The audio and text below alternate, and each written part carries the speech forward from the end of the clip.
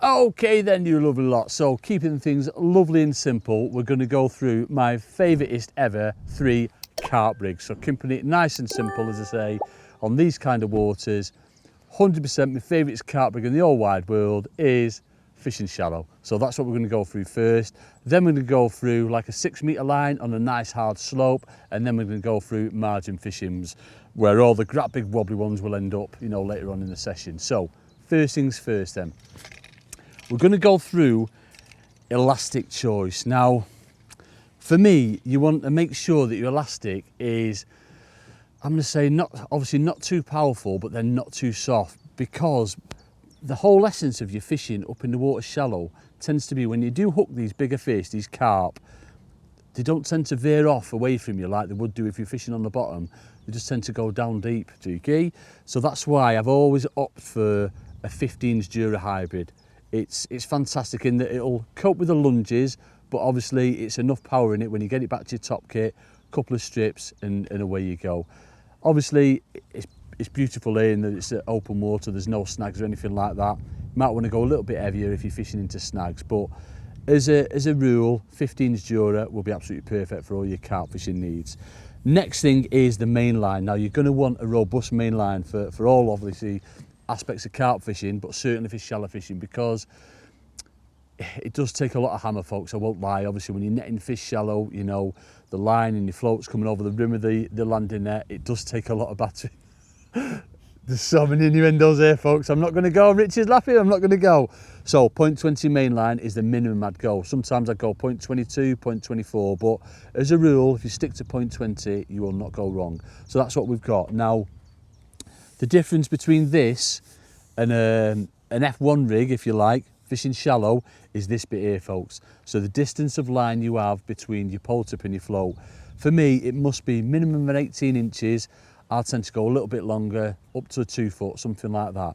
And then what it can double up with, or double up as, is a little babby flick rig. You know, if you suddenly see them fish coming shallow, you know, right up in the water within mugging range, rather than, you know, coming back, putting another top kit on, just slide your stocks up, which we'll go through in a sec while we're using them, up to your float, and you can use it as a little babby flip rig if you wanted to. Onto the float itself then, dead simple, folks.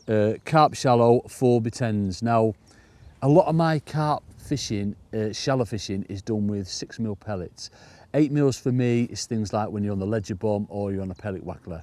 6mm, so 3 number 10 stocks with this and a 6mm pellet just takes the float down lovely. Very stable, these floats. No room for wire stem floats or anything like that. You either want a carbon or my favourite, a glass, which is sort of in between both, but very stable. Now I tend, obviously depth wise, that'll change on the day. I tend to always start off around sort of 18 inches and see what's happening. Now what I'll instantly go for, folks, as I slide down this rig, is a little babby bulk, because what I'm going to demonstrate when I go out is when you're slapping the rig over, is we're getting 3 different plops. So you're like mimicking the bait going in. So you've got the plop of your float, the plop of your little babby bulker shot there, and then the plop of your pellet. And then it just seems to, almost without feeding, you know, there'll be some scenarios where you don't even really need to feed. It's just a case of working that rig over, keeping that little commotion going, them little plops, and the fish will home in on that. Now, it's very important that you do use stots and not shots with this rig in particular, simply because, as I mentioned before, if I suddenly saw a few fish coming up in the water, what I can do with them, and you can't do with shots, is move them right under my float. Yeah, so I can move them stots all the way under my float, my line's not damaged, and then you've got a completely free-falling bait then, so it's falling at that same speed as what a normal pellet would do, and you do catch a lot of fish on that. That's another reason why I like to have a long bit of line pulled up to float. Another style of shotting that I'll do is to spread them out as well. Sometimes they might not home in on that noise, so by leaving one of the stots underneath your float and then spreading the other 2 out, again you're getting that nice even keel. Usually a little babby bolt works best, but not all situations. It's sometimes better to have them spread out. But we'll go down to that little bulk first so I can demonstrate that in a sec. And then finally we're on to the hook length. Now, as you know, folks, I'm a massive one for pre-tied hooks. Now these are the 0.17 KKMs to size 16, 4 inches straight out of the packet, straight onto there. So we've got in effect 0.20 main line, to 0.17 hook length, you'll not have any trouble whatsoever on that. You know, it'll get some massive, great big wobbly things out on it. As long as everything's balanced, as I say, we're fishing for carp, so we want to gear up a bit. Obviously, elastic-wise, don't want to go overly heavy. We want to give them a bit of scope for, like, you know, swimming round and obviously swimming out your peg. But it's this bit here, you know, you must use a thicker main line and obviously your hook length, because the fish aren't there necessarily to check out your hook bait. They just basically see it and have it, so you can get away with fishing much heavier than what you would do, you know, conventional tactics, if you like. So that's the shallow rig. Let's go and have a look at how we slap the rig over. Cheeky. Right then, so I've seen loads of people, obviously as a coach, folks, I see this all the time, and it's something that we go through a lot this time of year, and that's the correct way to slap. Obviously, you know, tapping wise, you don't want to tap for carp. Slapping is massive. You know, they come to that commotion, don't necessarily always want the food, but you've got to be doing it right. If you're not doing it right, I'm going to go so far as to say you won't catch. You know, if the rig's going into the water wrong, it's not tight, your pole's slapping the water, all these possibilities are going to spook the carp. And that's not what we want, folks, because we want to go and catch them. So, first things first, let's get out there. Now, quickly, as we're shipping the pole out, we want to keep downward pressure on that pole, yeah? Because we've got a short, shallow rig on, we don't necessarily want to bring, well, we don't at all want to bring that rig out of the water. So, all the way down. First things first, have a little babby bit of pole behind you. What you don't want is your elbow right on the pole. No, I'll always fish with a little babby extension, as you've seen, but I forgot to bring it today, folks. So what I'll make sure is my pole's slightly back behind me, because I don't want my elbow there, because chances are, you know, there's a lot of force going on the end of your pole, could crack it, and we don't want that. So just come back a little bit. The next thing to consider is where the shadow is. If it's a bit sunny, and where the shadow is in relation to, like, where your rig is, you'll see I've got the shadow of my pole is on the right hand side. Sorry, the shadow is on the right hand side of where my float is. So if I'm slapping that way, then potentially I'm going to be spooking the fish, because the shadow is going to be spooking him. So what I want to do today is, rather than going from left to right slapping it, I want to come round right to left. Now, I probably would slap that way anyway, simply because of how the wind is.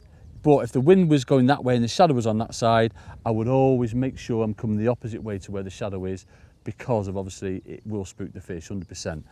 I'm going to show you both ways today, though. Anyway, there's no difference to how you slap if you're going left to right or right to left. What you've got to get used to is, I suppose, how hard and what force you're bringing your pole down with. Now, it's surprising, you have got to give it quite a bit of force, but it's not sort of like a circle movement. Basically, if you can imagine a clock out there on your pole tip, 12 o'clock's directly above your pole.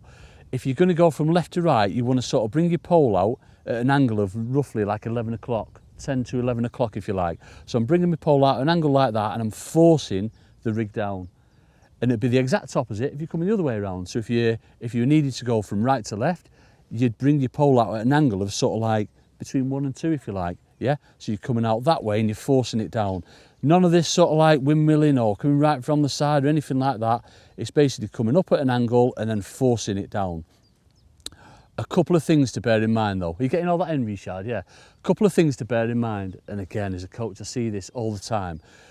When you're slapping, so 1 slap, 2, 3, 4, however many slaps, I tend to do 2 and 3 slaps, things like that.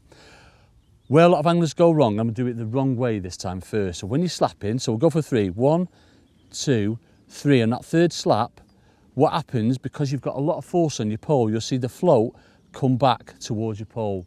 We don't want that. So when you've decided however many slaps you're going to do, I'm going to do 3 again, but I'll show you the difference that I'll do with my pole. Yeah, so I'm going to go that way again. So I'm going to go 1, 2, 3. What you want to do, see that time, my float stayed exactly where I wanted it to, and I've not twitched it or anything like that, because I just moved my pole ever so slightly into my float. You only really get away with that with, you know, longer line pole tips of float. So what you don't want to do, I'll do it wrong again, show you again. So 1, 2, 3, and leave your pole there. See how you're just getting that flick? Because it's an impact method, this, folks, yeah, the fish, the carp, are hearing the noise, they're coming straight to it. If they see that bait twitch at the last second when they're coming in, because obviously on his third slap, they're getting used to that noise, they're not going to take it. So just get used to it, having a go. It's all about practice. Obviously, every aspect of fishing is all about practice. just get out there and give it a practice. It's so easy. The next thing I want to go through is making sure you're sitting right on the box. We talk about this loads, but you need to make sure your knees are nice and flat on your box for this. You don't want an angle on your legs. So as you're bringing that rig out, it's almost, you're sort of like kind of bringing your left leg up a bit to cope and to cushion the bounce of the pole, if you like. But once you've done it a few times, you know what I mean, it's just one of them, just getting used to it. Just making sure that on your last slaps, I'll do 2 this time, you're bringing your pole over your float, and then ever so slightly just moving your pole back, so you're creating that tight line all the time. And that's pretty much all there is to it, folks. As I say, the beauty of this rig that we've got on, you can slide your shots up, you know, right under your float, use it as a little babby flick rig if you want, or you can spread them out if you want a different fall. But go out, give it a go, get used to it, and you will not be disappointed. Bestest way of fishing ever, apart from a stick float waggle or slider. Right, you lads, very, very sorry to interrupt your video watching. How dare you? Quickly, if you haven't already noticed, we have managed to write a book, haven't we? Yes, we have, Jamie. Which is full of all our very bestest methods and features or whatever else we do on this wonderful subject of fishing. So if you haven't had a look already, go and have a look at winningways.shop and buy one for yourself.